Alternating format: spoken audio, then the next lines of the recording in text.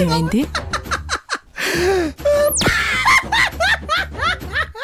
పిచ్చి పట్టిందా?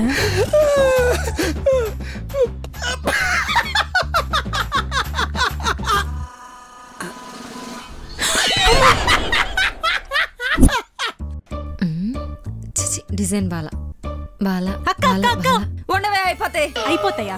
ఏమైపోతాయి? అక్కడ పాప పిచ్చోడు అయిపోలే ఉన్నాడు. పిచ్చోడు అయిపోతే ఎర్రగడ్డలో జాయిన్ చేసి షాక్ ఇప్పిస్తే సెట్ అయిపోతాడు. ఇక్కడ స్టాక్ అయిపోతే స్టాకా? పొద్దునే పాచిమొకంతో షాపింగ్ అంటే పాచిమొకంతో వాళ్ళు అమ్మట్లే. ఆఫర్లు అయిపోతే రేట్లు వాచిపోతాయి. ఆషాఢం సేల్ పోతే సంవత్సరానికి ఒకసారి వస్తుంది. బిల్ పే చేసేవాడి పోతే మొత్తానికి పోతుంది. అది కరెక్టే. మన డబ్బులతో కొన్నా కిక్కుండదు. ఇంతకీ ఏమైంది? బావిలా మొహం పెట్టి వద్దులే మనకి రావట్లేదు. అది చేసి చూపించలేను, చూస్తేనే అర్థం అవుతుంది. అవునా? రాత్రి నా ముఖం చూసి భయపడలేదు కదా? అంబులెన్స్ ఫోన్ చేయాలి.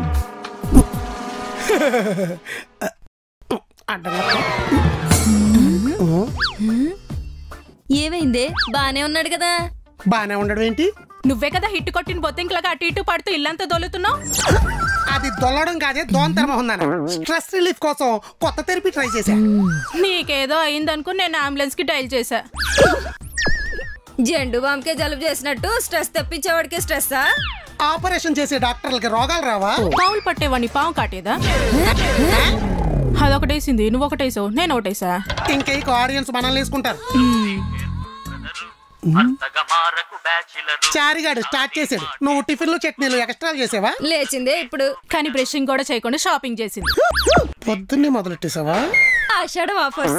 కరెన్సీ పేపర్స్ ఖర్చు అయ్యేదాకా ఖాళీగా ఉండరా? ఏమండి చారి గారు, బొచ్చెట్టుకుని పెట్టడానికి రాలేదేంటి? మా ఇల్లు వదిలేసి వేరే ఇల్లు ఏమైనా చూసుకున్నారా? అసలు మేము మా ఇంట్లో లేమండి. ఏ కొంప తీసి కొంప వదిలేసి ఖాళీ చేసి వెళ్ళిపోయారా? వెళ్ళిపోయాం కానీ ఖాళీ చేయలేదండి. చేసిపోయారా? ఒక్కరోజన్నా ప్రశాంతంగా కుటుంబం అంతా భోజనం చేసి వాళ్ళు కడుపు నిండా చేయండి. మీ దెబ్బకి మా ఆవిడ బండారం బంగారం ఎక్కడ బయట పడిపోతాయో అని భయపడి పుట్టింటికి పారిపోయింది.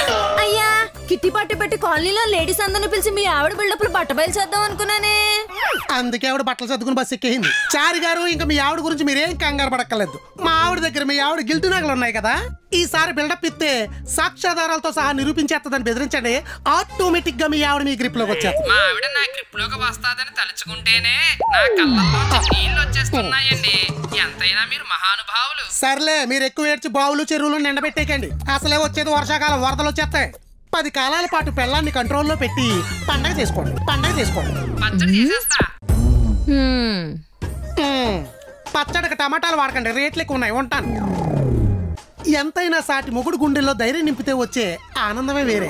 వికారాబాద్లో 2018-19లో అప్రాక్సిమేట్లీ ల్యాండ్ వాల్యూ ఎంత ఉండే? 30 లక్షలు 40 లక్షలు ఉండే. ఇప్పుడు సుమారు 2 కోట్లకు వచ్చింది. ఆంధ్ర ఎకానమీ డౌన్ ఉన్నందుకు అక్కడ వాళ్ళు కూడా తెచ్చి ఇక్కడ ఇన్వెస్ట్ చేశారు.